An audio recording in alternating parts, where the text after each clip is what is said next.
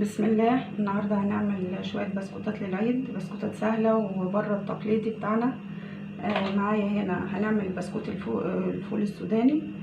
معايا هنا 125 جرام زبده بحراره الغرفه زي ما احنا شايفين كده، وعليهم 125 جرام من السكر العادي حوالي نص كوبايه، والزبده حوالي نص كوبايه ومعلقه كبيره. اخلطهم كويس مع بعض.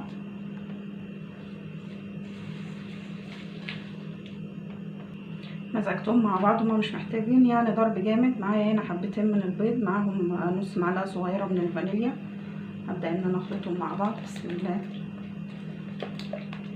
هضيف عليهم رشه ملح، يعني حاجه بسيطه جدا.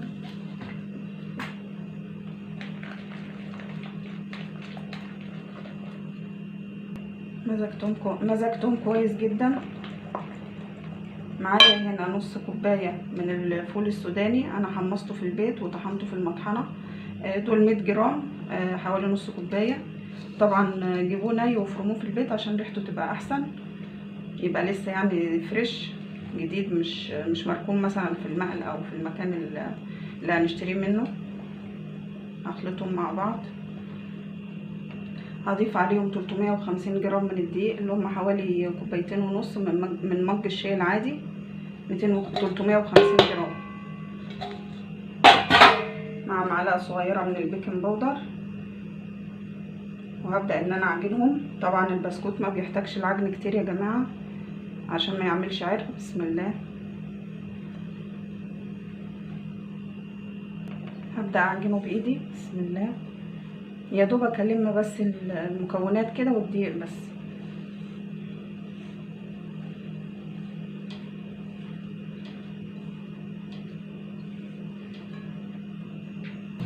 العجينه ما شاء الله اتلمت معايا. هبدا ان انا دلوقتي افردها واشكلها.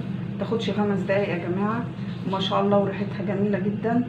طبعا من الفول السوداني عشان لسه محمصاه. هنفردها دلوقتي مع بعض ونشكلها. قسمت العجينه نصين. هبدا دلوقتي ان انا افردها.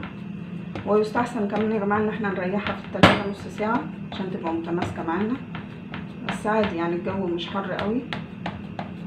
بسم الله. معايا هنا النشابه، هحاول افردها بيها عشان يطلع لي سمك واحد. بسم الله. معايا قطعه البسكوت ديت، هبقى اقطع بيها. بسم الله. ما اخليش البسكوت رقيق قوي. في ملحوظه يا جماعه انا غلطت فيها، ان احنا ما ننزلش بالدقيق كله مره واحده عشان الدقيق بيختلف من نوع للتاني، فلازم ان انا انزل بيه بالتدريج عشان العجينه ما تنشفش معايا. هو انا قابلتني مشكله في العجينه يا جماعه، ان انا اما اجي اشيلها من على الصينيه يا ريت ان احنا نفردها على ورق زبده، بس انا رشيت عليها عشان مش عارفه، ممكن انا عندي ورق الزبده بس اكيد في ناس ما عندهاش، فرشيت رشه دقيق تحت. ورجعت فردت العجينه تاني وشكلتها فطلعت معايا بكل سهوله. فانتوا حاولوا ترشوا رشه دقيق قبل ما تفردوا العجينه، رشه خفيفه خالص بحيث ان العجينه تطلع معاكم بمنتهى السهوله. هرفع الزيادات من حوالين العجينه وابدا ان انا اشيلها. رشه الدقيق فرقت جدا معايا ان شاء الله. شكله تحفه ان شاء الله.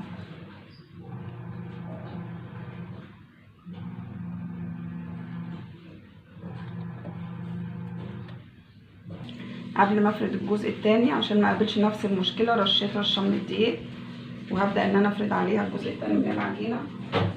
بسم الله. هحاول اخليها برضو بسمك الاولانيه حوالي نص، يعني نص ملي. فردت العجينه نص ملي يعني مش عارفه والله، نص سنتي.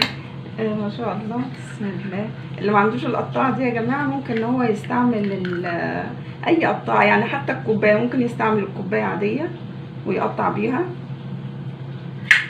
ما فيش مشكله خالص. انا هخلص كل الكميه وهنبدا نسويها على فرن حرارته 170.